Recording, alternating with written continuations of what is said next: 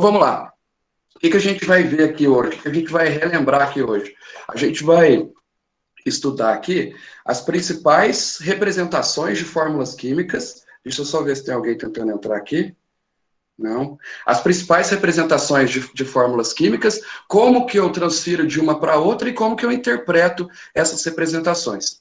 Como eu já falei para o pessoal que já estava aí no começo da aula, é importantíssimo que a gente entenda isso, porque isso é um pré-cálculo estequiométrico. Todas as relações que eu vou colocar aqui hoje, de porcentagem, de massa e principalmente de quantidade de matéria, de número de mols, vão ser as mesmas relações que a gente vai usar no cálculo estequiométrico. Qual que é a diferença? A diferença aqui é que a gente vai relacionar elementos dentro de uma molécula.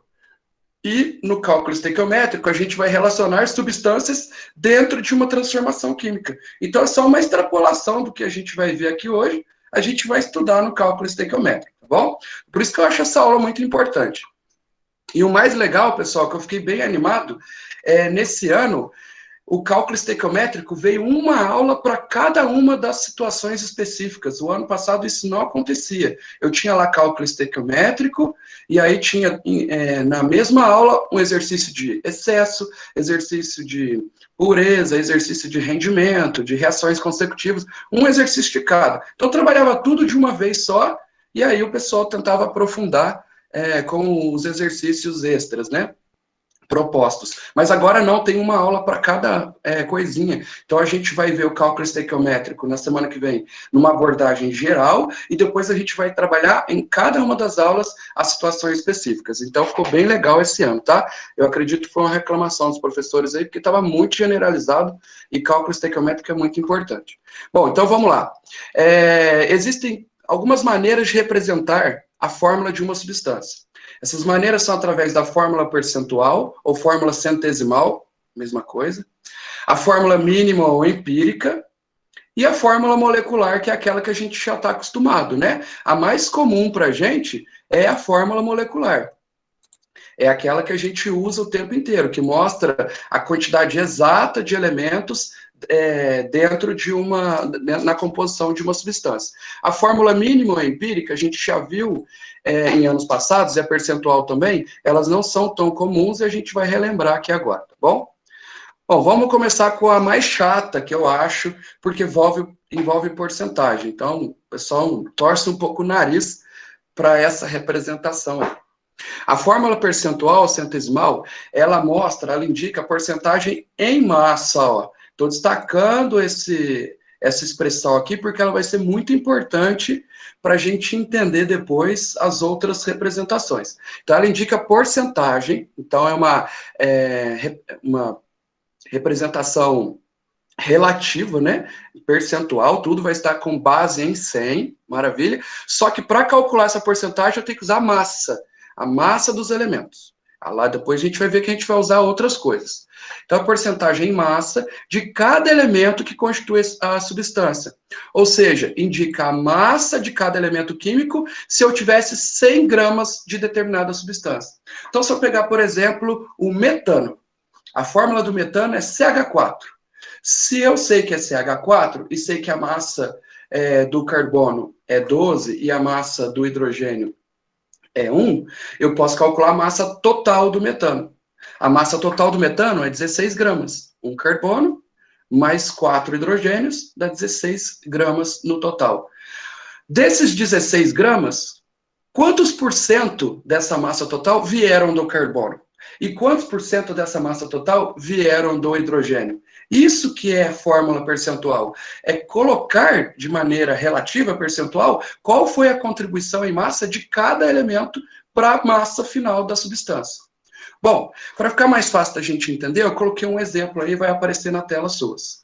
Eu peguei o butano e vou usar ele em todas as outras fórmulas para a gente ir comparando uma com a outra, tá? O butano, que é um dos gases presentes no gás liquefeito de petróleo, né, no gás de cozinha, ele tem fórmula C4H10, beleza? A fórmula dele é essa daqui. Essa é a fórmula molecular dele. É uma das possibilidades de representação. Mas eu quero transformar isso em fórmula percentual. Aí o que eu faço? Bom, primeira coisa que eu faço é calcular a massa total do composto. Eu coloquei aqui algumas informações importantes, que são as massas do carbono e do hidrogênio que eu retiro da tabela periódica. Então, sabendo que o carbono, cada carbono é 12 e cada hidrogênio é 1, eu calculo a massa total do butano. Eu sei que eu tenho 4 carbonos, então 4 vezes 12, 10 hidrogênios, 10 vezes 1, e junto tudo, né? 4 vezes 12 dá 48, 10 vezes 1 dá 10, 48 com 10 dá 58. Então, essa daqui é a massa total do butano. Se ela é a massa total, pessoal, ela equivale ou ela representa quantos por cento da massa do sistema? Ela representa 100% da massa do sistema.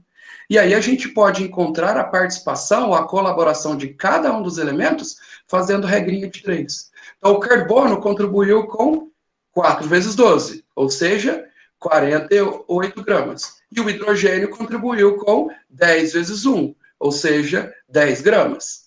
E aí, no segundo momento, a gente calcula a porcentagem em massa de cada elemento, ou seja, a contribuição de cada elemento para a massa total. É simples. Olha como que é simples. O carbono, a molécula inteira tem uma massa de 58 gramas. E isso representa tudo do sistema, 100%. Desses 58 gramas, o carbono contribuiu com 48. E isso representa quantos por cento? Eu chamei de X. Arredondando aí, né, porque vai dar um valor mais quebrado, arredondando, deu 82,7%. Ou seja, o elemento carbono contribuiu com 82,7% da massa total do sistema. Faça a mesma coisa por hidrogênio, pessoal. A massa total da substância é 58 gramas, e ela equivale a 100%. A gente geralmente começa a regra de 3 com a massa total da substância, porque a gente já sabe que o total equivale a 100%, né? Então é o nosso ponto de partida, referência. O hidrogênio, os 10 átomos de hidrogênios presentes, contribuíram no total com 10 gramas desses 58. Então a contribuição dele percentual foi de quantos? 17,3%. Como nessa estrutura só tem carbono e hidrogênio, eu nem precisava fazer essa regra de 3 aqui para o hidrogênio. Por quê? Se o carbono tem 82,7% da massa, como o outro elemento é o hidrogênio, é o único elemento que falta, ele é o complemento para 100, né? Então, se um representa 82,7%, o outro representa os 17,3% restantes para totalizar os 100%. Bom, então não precisava nem ter feito a regra de 3 do hidrogênio, porque ele seria o complemento para 100. Bom, então como que fica a representação percentual dessa substância? O carbono fica 82,7% e o hidrogênio fica 17,3%. Uma representação muito estranha, né? Inclusive, parece até que está errado, porque se a gente olhar na fórmula molecular do butano, o carbono, o índice dele é 4, né? C4H10. Então o carbono tem menos que o hidrogênio na molécula, mas na hora que eu passei para a porcentagem, o carbono tem uma porcentagem muito maior do que o hidrogênio. Por que que isso acontece? Bom, a gente já vai tirar uma conclusão daí. Quer dizer que a fórmula molecular, aqueles índices 4 e 10, C4H10, não estão baseados na massa dos elementos. Está baseado em outro parâmetro. Quando eu converti para massa, obviamente o carbono representa muito mais, porque a massa do carbono é 12, do hidrogênio é 1. Então, um carbono sozinho tem uma massa 12 vezes maior do que um hidrogênio. Mesmo quando eu juntei 10 hidrogênios, ainda não dá a massa de um carbono. E aí imagina quando eu coloco 4 carbonos, a massa do carbono, dos carbonos, vai ser muito maior que a massa dos hidrogênios. Por isso que em termos de massa, o carbono tem uma representatividade muito maior que o hidrogênio dentro dessa molécula aí. Tudo bem? Beleza? Pessoal, vocês conseguiram entender a essência aqui da fórmula centesimal ou percentual? Sim, mas eu Sim? tenho uma duvidinha rapidinho, Rafa. Pode Queria perguntar. saber uma coisa. O que você falou? A fórmula percentual não leva em consideração a massa? Não, a fórmula percentual leva em consideração a Ah, tá. massa. Eu calculo tudo baseado na massa. As outras que a gente vai alterar um pouquinho o nosso parâmetro, tá bom? Mas o parâmetro aqui é massa, tá joia? Tá bom, tá joia. Obrigada. De nada. Mais alguma dúvida? Não? Então vamos continuando aí. Então essa é a fórmula percentual ou fórmula centesimal, tá? É baseada na massa, na contribuição em massa de cada elemento para a massa final da estrutura. Então se você tiver a massa final do composto, você já sabe qual é a massa que está para 100%. E aí você pega qual foi a contribuição daquele elemento, conta quantos átomos ele tem na estrutura, junta tudo, vê qual foi a contribuição em massa dele e vê qual foi a porcentagem de contribuição dele para a massa final. Ou faz essa regra de 3 que está na tela suas aí, tá bom? Em compostos que têm mais elementos, 3, 4, 5 elementos, o raciocínio é o mesmo, só que eu vou ter que fazer regra de 3 para cada um deles, né? Ou pelo menos para a maioria deles. Só o último elemento, que eu deixei por último, que eu tiro por dedução, né? Que é o complemento que falta para 100%. Mas eu vou ter que fazer mais regrinhas de 3, é a única diferença, tá bom? Eu imagino que na apostila suas a gente vai encontrar exercícios assim, que tem mais elementos, então a gente vai treinar bastante aí. Bom, vamos para outra representação aqui. Fórmula mínima ou empírica, tá? Mesma coisa, são expressões aqui sinônimas. Indica a menor proporção em mol. Agora esquece a massa, pelo amor de Jesus Cristo. Para escrever a fórmula mínima, eu tenho que converter tudo que tiver no exercício para mol. Se tiver massa no exercício, professor, o que eu faço? Converte para mol. Como que eu converto massa para mol mesmo? Usando o conceito de massa molar, lembra? Número de mols é a massa, que está lá no problema, dividido pela massa molar do composto, do elemento, no caso. Então, divide a massa pela massa molar e converte para mol. Se tiver em porcentagem, como que eu faço para converter em mol em porcentagem? Tem jeito? Tem. Eu vou ensinar para vocês aqui hoje, tá? Se tiver em volume, converte para mol. Se tiver em número de partículas, converte para mol. Então, tem que converter para mol. Mas o interessante é que eu quero uma proporção e para isso eu vou usar apenas os menores valores em mol. Então eu não quero a massa verdadeira da substância. Eu quero a menor proporção em mol. E para isso eu vou usar números inteiros, tá bom? Eu não vou trabalhar com números quebrados aqui, porque número quebrado não tem muito sentido aqui para expressar fórmula mínima ou mesmo molecular que a gente vai ver depois. Sabe uma coisa interessante? A fórmula molecular já dava a quantidade de cada elemento em mol. O que significa C4H10? Significa que se eu tiver 1 mol de moléculas de butano, 4 mols são de carbono, eu vou ter 4 mols de carbono e vou ter 10 mols de hidrogênio. Então, para cada molécula daquela, eu tenho 4 carbonos e 10 hidrogênios. Aquilo já era uma proporção. C4H10 diz, em termos proporcionais, que eu tenho 4 do carbono para cada 10 do hidrogênio. Só que aquilo não é a proporção usando os menores valores inteiros. O 4 e o 10 poderia ser simplificado em valores menores ainda. E a fórmula mínima exige isso. Você tem que pegar a fórmula molecular e simplificar os índices, aqueles numerozinhos pequenininhos, até você encontrar os menores valores inteiros. Isso que é a fórmula mínima. Então vamos ver um exemplo aqui, ó. O butano, a fórmula não era C4H10? É possível simplificar o 4 e o 10 e obter valores menores inteiros? Sim, é possível. É só dividir por 2. Os dois são múltiplos de 2. E aí, se eu fizer isso, eu vou obter C2H5. O C2H5, o 2 e o 5 são passíveis de simplificação também? É possível simplificar o 2 e o 5 e obter valores inteiros? Aí não, né? Porque tanto o 2 quanto o 5 são números primos, né? Então não dá para simplificar mais e obter números inteiros. Qualquer simplificação que eu fizer aí, eu vou ter números quebrados. Então eu não quero isso. Esse C2H5 é chamado de fórmula mínima. E o interessante é que algumas substâncias já possuem a fórmula mínima igual à fórmula molecular. Como assim? Pega a fórmula da água, H2O. Essa é a fórmula molecular dela. A água tem a fórmula verdadeira H2O. Essa que é a composição exata da substância água. E o 2 do hidrogênio com o 1 do oxigênio, dá para simplificar? Não. Então, no caso da água, a fórmula exata dela, que é a fórmula molecular, já é a menor proporção em mols com números inteiros. Ou seja, já é a fórmula mínima. Então, não dá para simplificar mais. Bom, se eu der a fórmula molecular para vocês, é muito fácil encontrar a fórmula mínima. É só simplificar os índices. Se eles já estiverem simplificados ao máximo, então aquilo já é a fórmula mínima. Mas o engraçado é que no Enem, ou em outros vestibulares, ele não vai dar a fórmula molecular. Ele vai dar a fórmula centesimal. E aí fica um pouco mais complicado encontrar a fórmula mínima, tudo bem? Eu acho que eu coloquei aqui, ó.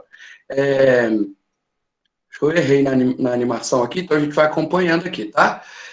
Como que eu faço para encontrar a fórmula percentual, a fórmula mínima a partir da fórmula percentual? Bom, para explicar como que eu faço isso, eu vou usar o butano, que a gente já calculou a fórmula percentual dele. O butano, que é o C4H10, tem essa fórmula percentual aí, que é o C82,7%, H17,3%. Lembra que esses valores de porcentagem aqui, ó, eles são calculados em termos de massa, tá? Não foi o que a gente acabou de ver. Beleza, como que eu faço para converter isso para menor proporção em mols? Jesus Cristo. Bom, é bem possível. Pessoal, essas porcentagens aqui, que eu destaquei aqui, elas não estão em termos de massa, não é porcentagem massa? Sim. Então, eu vou pegar uma amostra dessa solução, uma massa que eu quiser. Vamos pegar uma massa aí de 500 gramas dessa substância aí. Eu sei que de 500 gramas dessa substância, 82,7% é carbono e 17,3% é hidrogênio. Ou seja, eu tenho a porcentagem em massa do carbono e hidrogênio para qualquer amostra que eu pegar dessa substância. Como eu não sou bobo, eu vou pegar o valor mais fácil de calcular porcentagem. Qual que é o valor mais fácil de calcular porcentagem em cima dele? Qual seria uma amostra que eu calcularia a porcentagem muito simples, ou muito mais fácil em cima dela? Sim. Eu não vou pegar 500 gramas de butano. Eu não vou pegar, sei lá, 54,3 gramas de butano.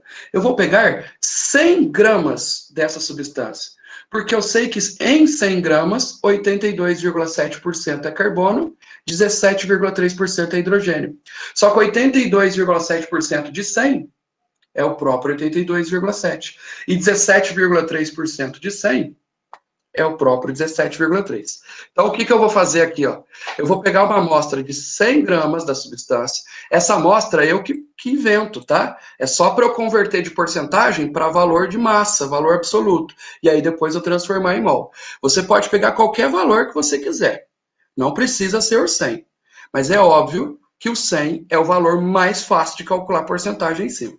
Então, como eu peguei 100 gramas de uma amostra dessa substância, eu sei que 82,7 gramas dela é carbono e 17,3 gramas dela é hidrogênio.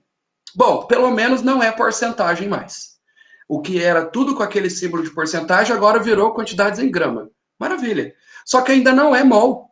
Para calcular fórmula mínima, eu tenho que ter número de mols e não massa. Como que eu converto essas quantidades aqui para mol? Como que eu converto 82,7 gramas de carbono para mol e 17,3 gramas de hidrogênio para mol? A gente usa essa formulinha aqui, ó. Calculamos a fórmula, a massa de... usamos a massa molar, né? Ou calculamos o número de mols usando essa formulinha aqui. Que fórmula que é essa que está aqui? Eu coloquei na parte de cima da minha fração a massa de carbono e coloquei na parte de baixo a sua massa molar, que eu retiro da tabela periódica. O que eu estou fazendo quando eu pego a massa e divido pela massa molar? Eu estou calculando o número de mols. Massa por massa molar, então é número de mols. Então, para converter a massa de carbono para quantidade em mols de carbono, basta pegar a massa do carbono e dividir pela sua massa molar. E a mesma coisa por hidrogênio. Então, eu fiz aqui para o carbono, a massa da minha amostra de carbono, dividi pela sua massa molar e encontrei essa quantidade em mols para o carbono. Fiz a mesma coisa por hidrogênio. Lá na minha amostra tinha 17,3 gramas de hidrogênio. E aí eu dividi pela sua massa molar, que é 1, a massa molar do hidrogênio eu tiro da tabela periódica, e encontrei 17,3 mols de hidrogênio. E aí eu teria essa fórmula química aqui, ó. O carbono teria quantos mols? 6,89 e o hidrogênio teria 17,3 mols. Já está em mol, pessoal. Infelizmente, Isso eu não posso aceitar. Por que não? Eu não posso deixar a quantidade em mols dos elementos com esses valores desgraçados aí, ó. Tá? O que é 6,89 mols, 17,3? Mas que valor mais maldito que é esse? Eu não posso deixar com valores quebrados desse jeito. Tem que ser valores inteiros. Mas, professor, como que eu vou transformar isso aí em valores inteiros? Bom, eu poderia multiplicar por 100, por exemplo, os dois índices. O 100 faria a vírgula andar duas casas para a direita, e aí eu teria 689 e 1730. Só que aí ficariam valores muito enormes, muito grandes. E aí eu teria que tentar arrumar isso. Sabe qual é a dica que eu dou sempre? Para corrigir esses valores quebrados, olha qual deles é o menor. Qual é o menor que eu tenho aí? É 6,89, né? Tem 6,89 e 17,3, então o menor é 6,89. Divide sempre pelo menor. Porque pelo menos um deles vai virar 1. Se eu dividir o 6,89 por ele mesmo, não importa se é um número feio, qualquer número dividido por ele mesmo vira 1. Ou pelo menos um deles vira o menor número inteiro e positivo possível. O outro, depois a gente vê que desgraça que acontece. Mas pelo menos um deles vira o número 1, tá bom? Então a gente já começa a simplificar as coisas. Então deixa eu só tirar essas anotações aqui, ó, para a gente ver como que eu vou resolver esse problema. Então, ó, transformar em menores valores inteiros possível, dividindo tudo pelo menor valor. Menor, tá? Tá errado ali, coloquei menos. Então, eu vou pegar a estrutura, carbono 6,89, hidrogênio 17,3, e dividir pelo menor, que é o 6,89. E aí, o que eu vou ter? Eu vou ter carbono com 1, porque 6,89 por ele mesmo dá 1, e o 17,3 dividido por 6,89 dá aproximadamente 2,5. Se vocês fizerem na calculadora aí, vai dar 2,501 alguma coisa. Mas 2,50 e qualquer coisa é praticamente 2,5. Tudo bem, professor, você dividiu, os valores ficaram até mais bonitinhos, né? Ficou 1 e 2,5. 2,5 até que dá para aceitar, mas ainda não é valor inteiro. O 1, beleza, mas o 2,5 é um valor quebrado. Mas agora ficou muito mais fácil de eu encontrar o valor, o mais próximo valor inteiro. Se eu fiz essa divisão e os valores não ficaram todos inteiros, agora, a partir de agora, eu vou estar fazendo ajustes matemáticos, geralmente com multiplicações mais simples, para eu conseguir que os valores fiquem todos inteiros.